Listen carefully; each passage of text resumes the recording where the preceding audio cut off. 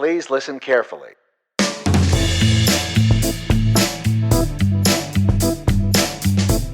Welcome back to the Extra Buttery Podcast. On this episode of the show, we'll start off with a new review of the Lego Batman movie, which has spent the past 2 weekends at the top of the box office. We'll jump into a little bit of talk over the OA Season 2, Santa Clarita Diet, and what both of those shows mean for Netflix as a streaming platform. And then we'll be getting into a Oscar predictions lightning round, because the Oscars will be hitting in just a couple of days after this podcast goes live.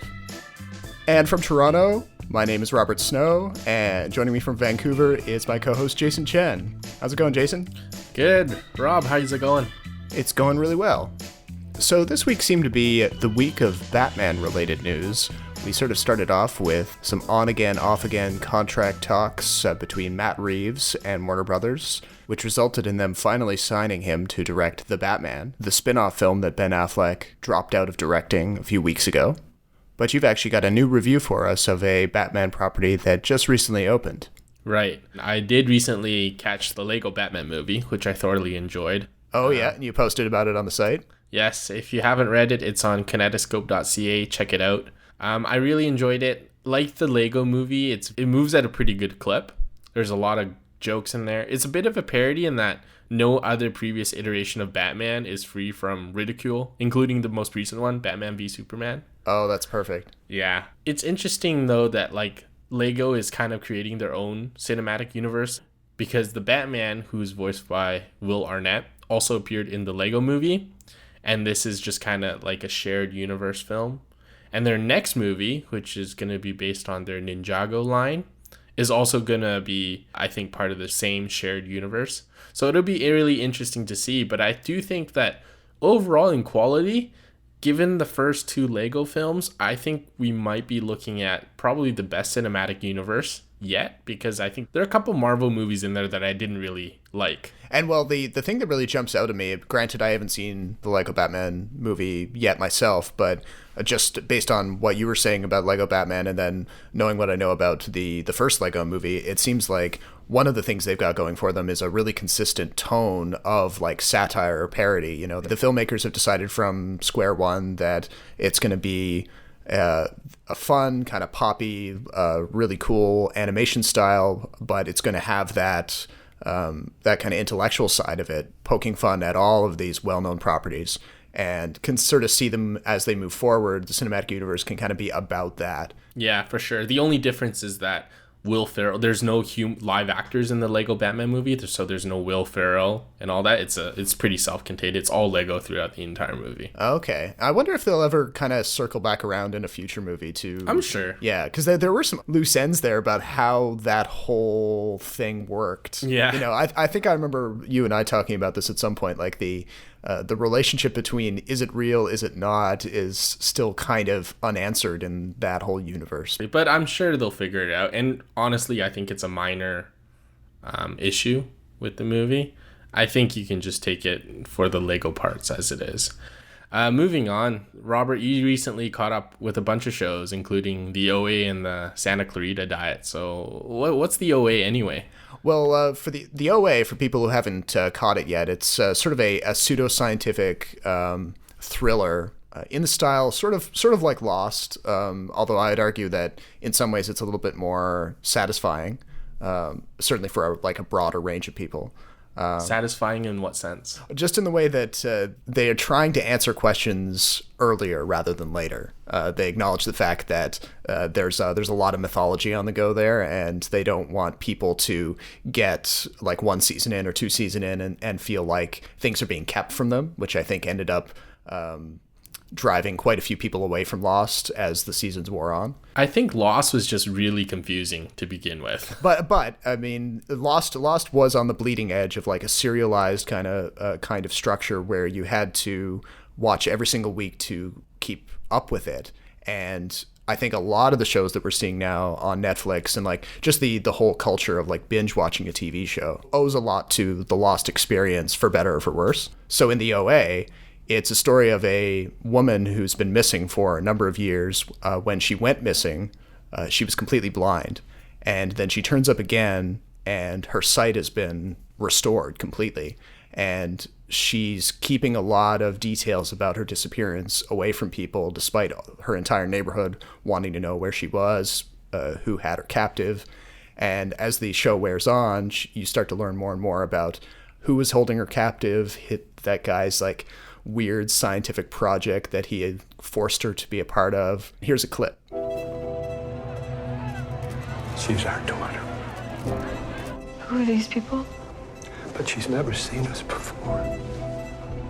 7 years ago, when she went missing, she was blind. Mom?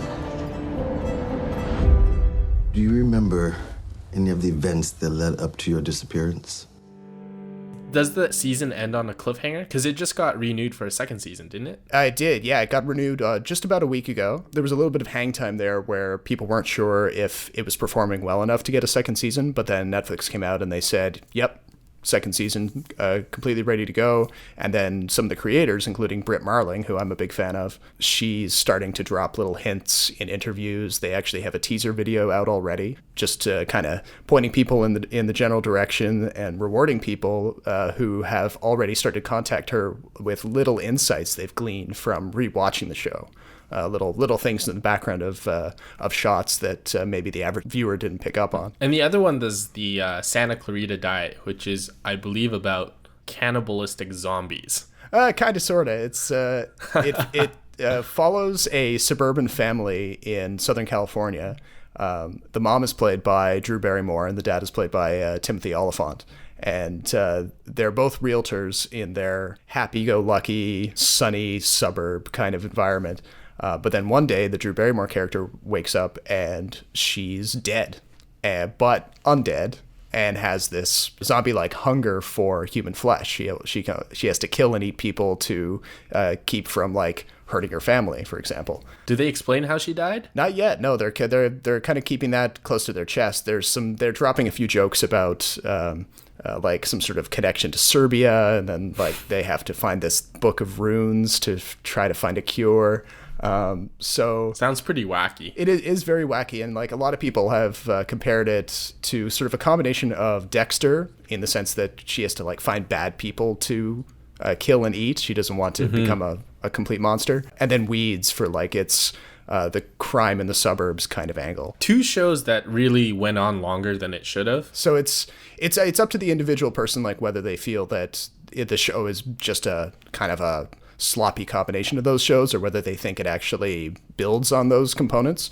For my part, though, I mean, I loved Timothy Olyphant's work. I liked what he was doing in the much different show Justified on FX, where he played this rough and tumble U.S. Marshal character. But here he's allowed to kind of bring all of his comedy talents to bear. And his reactions to some of the stuff that happens in the show are just fantastic. Like that kind of deadpan one-liners and the like facial expressions and everything. It's just, I'm watching the show basically for him because, you know, for my money, Drew Barrymore, I haven't been super interested in what she's been doing in the past 10 or 15 years. Yes, because she hasn't done anything really significant. Yeah, so, I mean, some people are probably still fans of hers from her work in the 90s. I don't really think Santa Clarita Diet... you know, it doesn't make a case for why it has to be Drew Barrymore and not somebody else, I'd argue. That's really interesting because the last Timothy Olyphant movie I saw was Hitman, and he was atrocious in it. He didn't fit the role, and the movie was just bad. Yeah, well, it seems like a character like Hitman would completely suppress all of the guy's natural charisma. Yeah, I guess. I mean, he definitely wasn't charismatic in that movie. Drew Barrymore was interesting because The Wedding Singer is still one of my top movies, but like Adam Sandler has gone way downhill since then, and yep. She hasn't done much either. But it's interesting that with Netflix having so much success with their original programming, that a lot of other studios and companies are starting to follow that trend. So Manchester by the Sea was one movie that was financed by Amazon Studios. And now recently we've learned that Apple recently got the rights to Carpool Karaoke from James Corden's late night show. And they're looking to make some original programming of their own. But do you think they're a little late to the game, though? Yeah, I mean, Apple Music might be a little bit late here. And it's hard to know exactly what their strategy is. Granted, the Carpool Karaoke thing being the first attempt at it, And the fact that it's music related, it's not a huge departure from what they're already doing on the service. But it's more of a skit than a show. Yeah, but the one thing that Netflix is finding out is that they have to invest heavily to keep original programming going. Yep. And Netflix has made a pretty distinct commitment to that. They're, as far as I know, they're still not truly making a profit despite how much they're investing. But it's not hard to imagine that in a couple of years' time, we're going to be seeing Netflix go even more towards original programming, and whereas a lot of current Netflix customers probably signed up for the service because they thought it was a great place to find movies and TV shows that had originated elsewhere, we could start seeing that library fade away, go elsewhere, move over to different services because Netflix is making such a heavy-duty commitment to their originals. They've earmarked about $2 billion for their own production. Yeah. Which, if you think about it, is quite a bit of money, but it only lasts for so long, considering how expensive these shows cost. They're definitely going to put up more money and raise more money in the future. They are a profitable company. I just not sure that the money they get from memberships alone is enough to sustain that kind of spending. And we all know about Apple's cash hoard overseas, right? So they can throw money at just about everything.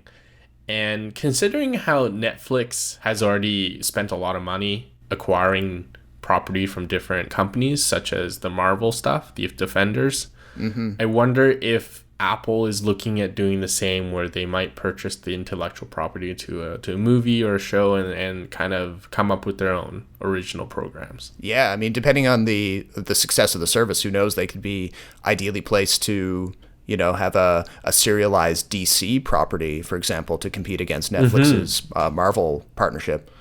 So there's some potential there. The one thing it makes me think about, though, is what is the next couple of years of this streaming platform development? What does that mean for your cord cutters? Because I think about someone like me who I don't have a TV package at all.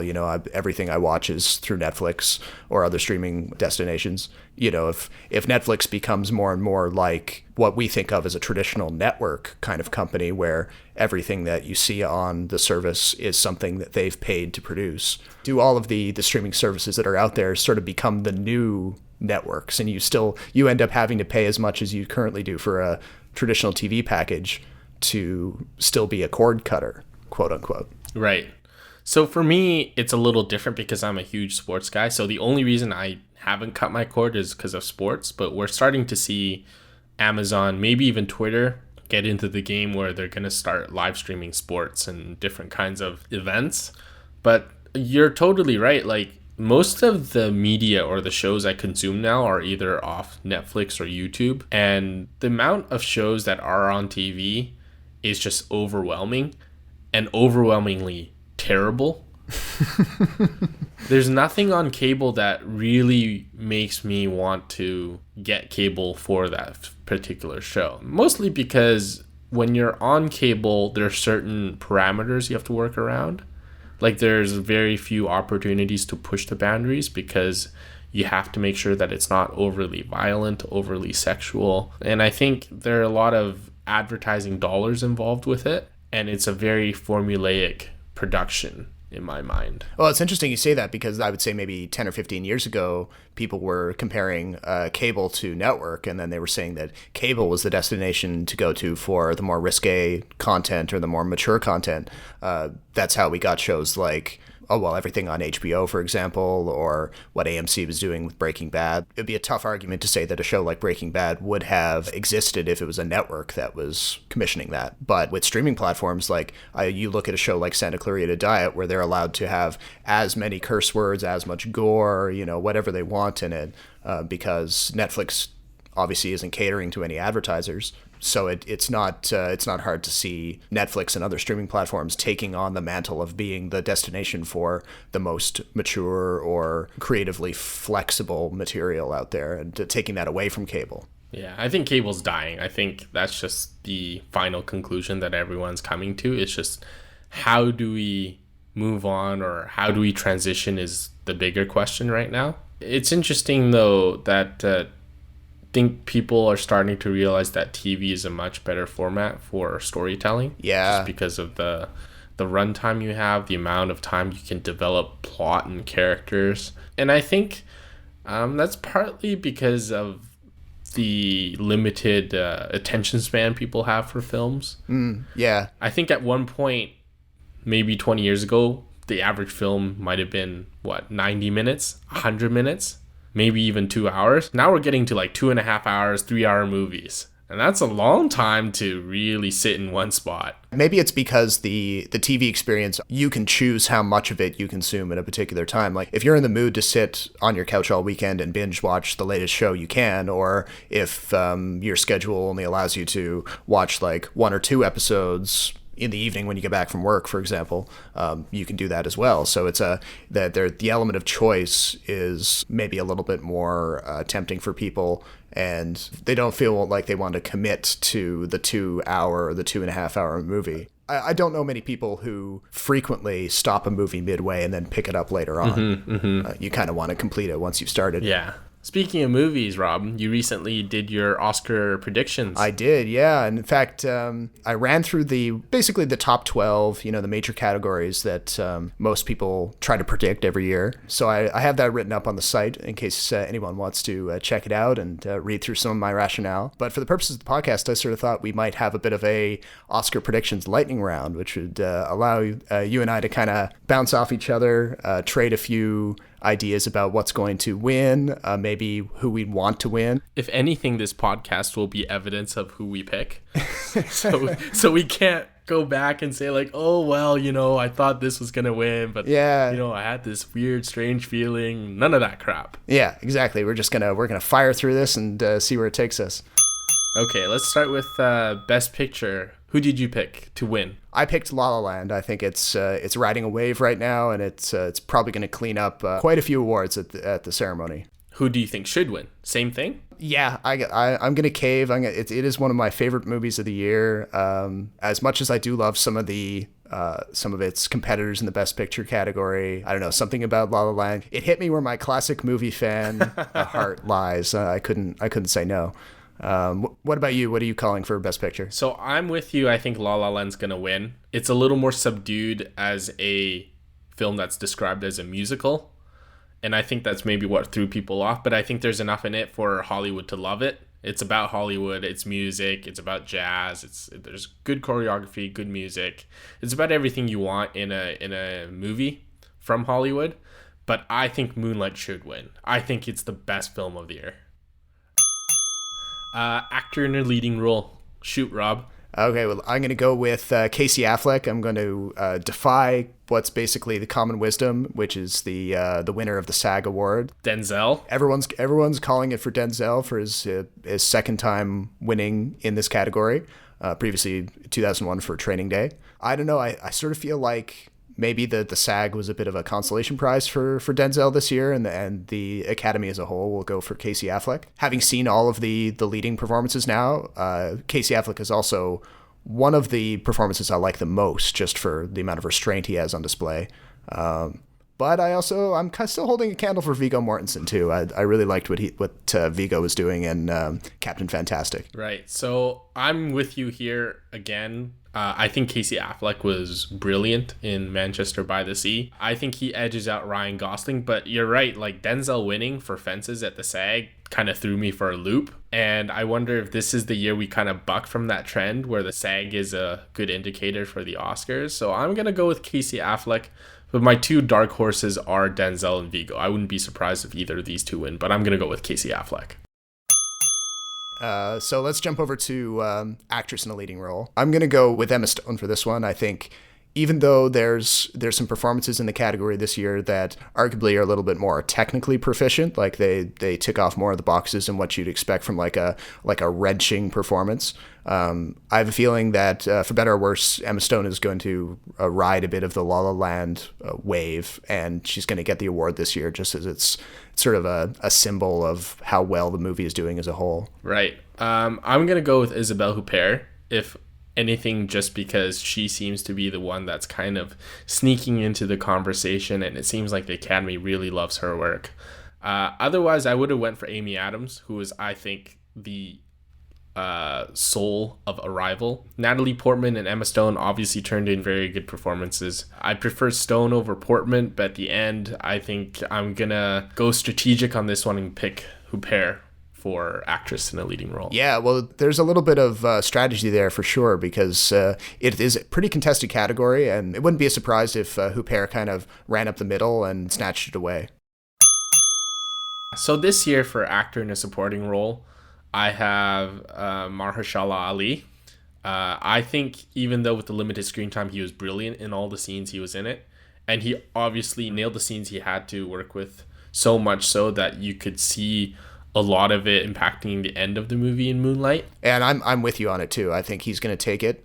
He's definitely been the most prominent of the actors up for this award this year. The dark horse, though, I think, and deservedly so, is Lucas Hedges from Manchester by the Sea. Wouldn't be a surprise if the Academy swings a little bit young this year. They want to shine the spotlight on a young performer who did some great work. And I think a lot of what makes Manchester by the Sea very watchable and and cuts through some of the possibly I agree somber material there, balances things out, is Hedges' performance.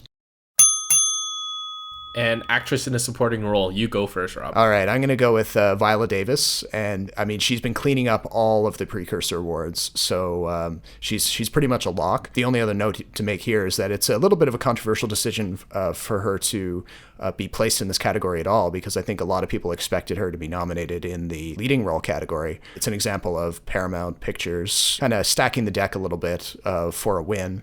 For her, she's been nominated in previous years and lost out to various other people. I guess they figure they can convince people that she was a supporting actress for this one. And yeah, so this isn't the first time a movie has done this, where they placed a leading actor into a supporting role category just to have a better chance at winning. Even though Viola Davis is in the supporting actress category, if she was in the best actress category, I think she would have had a good chance to win as well. So I'm with you on this one. I think she takes this one.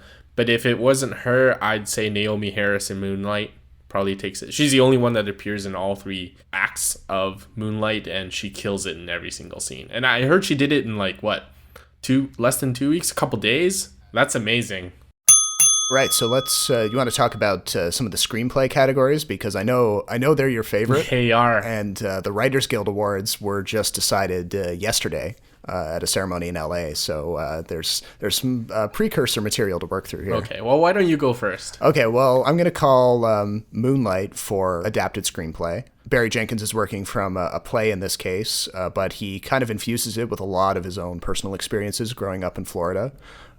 So there's just a lot of really authentic experience that's being put into his adaptation. The dark horse, though, might be Arrival, just because it did just pick up the adapted screenplay award at the WGA Awards. The award this year is going to be a bit of a consolation prize for Moonlight not winning in some of the other major categories. That's something the Academy has done a number of times in the past. And then for original screenplay, I'm going to go with La La Land. I think it'll be one of La La Land's greater collection of Oscars, even though there's something to be said for Yorgos Lanthimos' The Lobster. If there was ever a movie that would lay total claim to the adjective original, it would be The Lobster. I totally 100% agree. So for Best Original Screenplay, I really want The Lobster to win.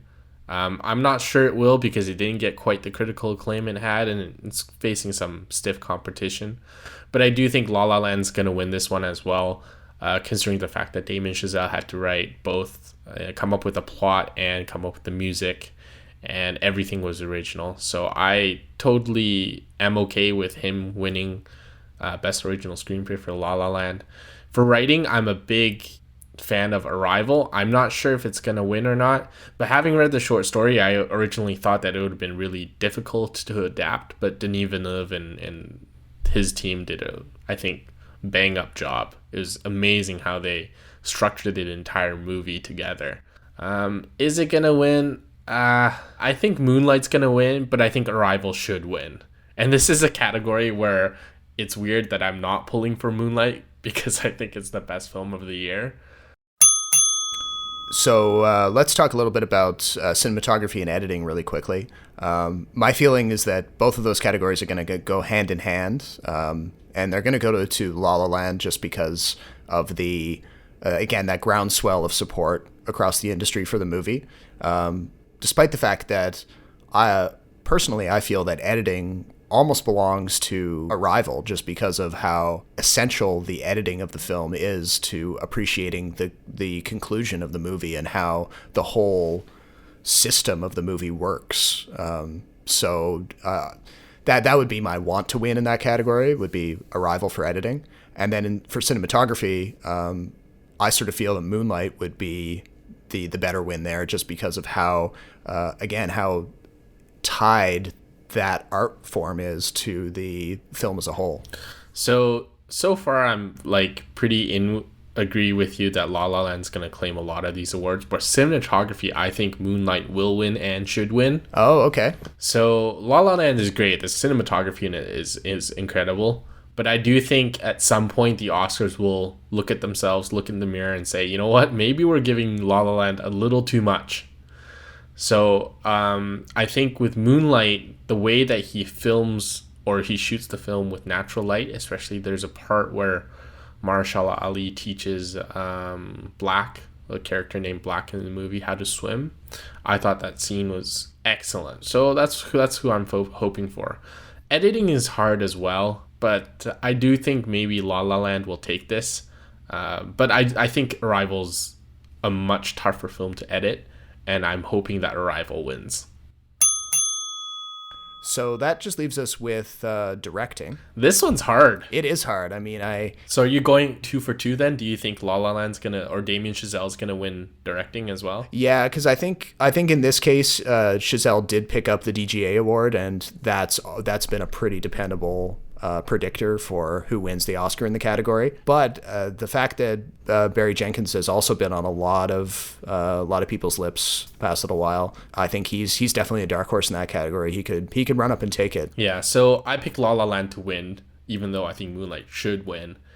And for this one, I can't help myself, but I'm gonna pick Barry Jenkins to win, as he should win. I think his movie in general just spoke more to me, and I think a movie like Moonlight really needed a director who intimately knew the source material and knew how to capture certain nuances of that sort of time period and that lifestyle.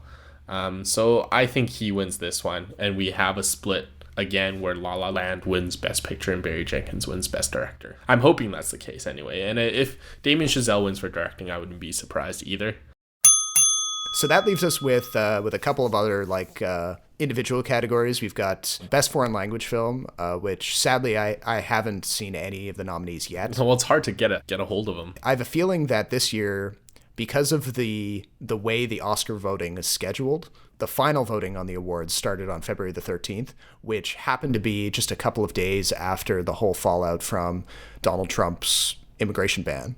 And there was all of this trouble over whether or not the director of The Salesman, the film that's nominated from Iran, whether he'd actually be able to attend the ceremony as a nominee or as a winner, possibly. Did they ever figure that out? They did figure it out. Well, of course, the immigration ban got suspended anyway by that court. So the director could conceivably come for the ceremony either way. But he also made a statement saying that if the ban was upheld, he wouldn't come anyways. He wouldn't bother even trying to get into the country just out of a sense of principles. So it's very likely that in response, Hollywood is probably going to use this as a chance to turn the category into a bit of a political statement. They'll probably give the award to The Salesman just because it's sort of their way of saying, hey, we stand with this guy and what he's trying to do. And as we know, Hollywood can be very political when it wants to be. Yeah, it's very interesting how an award show can be so political. Anyway, I think that's it for our picks for the Oscars. Oh, but you're forgetting about one of your favorites. What am I forgetting about? You're forgetting about animated feature. Oh, yes, animated feature. Yes. So this is a tough one as well, because I think the two big ones are Zootopia and Kubo and the Two Strings. Mm-hmm. And Kubo and the Two Strings is outstanding for a lot of reasons, but mostly because of the amount of effort and the amount of skill, technical skill, that is involved in making a pure stop motion animated film. For those that you don't know, Kubo was a very well-reviewed film from Leica Films, and they almost exclusively specialize in stop motion. But because stop motion is very time-consuming and costly, the movie ended up losing money, if I remember correctly. And there's a sense that if Kubo doesn't make back the money that was spent on it, that Leica might not make these films anymore, or just stop motion in general. So for that reason, I'm pulling for Kubo and the Two Strings to win animated feature film, which is also nominated for Best Visual Effects, by the way. Yeah, and that's the fact that it's nominated there at all is, I'd even be happy if it won that category, but it might also suggest that there's a bit of a groundswell of support under that film, just within like the technical people who are voting in those categories. They may actually carry that forward. But I'm still I'm hedging my bets, and I'm saying that Zootopia will end up taking the award, as kind of disappointed as that makes me. Not to say that Zootopia is a bad film. I mean, it does a lot of great stuff with its allegory, basically, of racism. Yes, it's a very political film. And I think the misconception is that animated films can't tackle mature subjects, but I think it's the opposite. I think animated films tackle mature subjects a lot more efficiently and a lot more creatively than live action, because they can always manifest these ideas in different ways and in different forms. So yeah, I think Zootopia is going to take Best Animated Feature Film, and then so I'm crossing my fingers for Kubo winning Best Visual Effects, because it's so different and brilliant, I should say. But yeah, I think that about does it for the major categories. There's still all sorts of technical categories, but they, a lot of them are so technical that they're pretty hard to predict. There isn't the same kind of precursor awards with well-established histories of linking back to who wins the Oscar ultimately. Yeah, and the other thing is too, they're not as evident. It's much easier to tell whether an acting performance is good or not versus whether sound mixing is good or not, because you actively have to listen to the sound mixing. I think that's why it tends to be the people who actually work in those specific industries who are eligible to vote in those categories. Yeah, because unless you're really listening for it or looking for it, it's hard to say. It's one of those classic things about movie making where you only notice the bad stuff. And that's the other thing too, is that it's much easier to tell when a sound sounds off or terrible than when it's on. When it's on, you don't notice it, right? It's very natural. But yeah, I think that does it for our Oscar guesses. When are they this year? Well, the Oscars will be broadcasting just 2 days after this podcast drops. So we'll be able to follow up on who won and who lost in a subsequent episode. So I'm looking forward to that. I'm sure we'll be able to rant and rave a little bit about the way things went. But from early on, I know the best director, best film, best actor categories are usually given at the end of the show. But at the beginning of the show, I think if La La Land or Moonlight start really cleaning up, then you'll kind of have a general idea of where it's going to go. Yeah, that's a good point. So that's sort of our pro tip to our listeners. If you're one of those people who always has trouble staying up to watch the end of the ceremony, you can take it from us that if La La Land starts winning all sorts of intermediate awards, or like the awards that always happen in the first few hours, you can pretty much go to bed knowing that it's going to clean up the really prestigious stuff at the end of the ceremony. But I think that about does it for this episode. As always, jump into the comments and let us know what you liked about the show and what you'd like to see us cover in future episodes. From Toronto, my name is Robert Snow. And from Vancouver, I'm Jason Chen. Be sure to check out kinetoscope.ca for more film and TV. And be sure to tune in after the Oscars for our little wrap-up episode. Thanks for listening.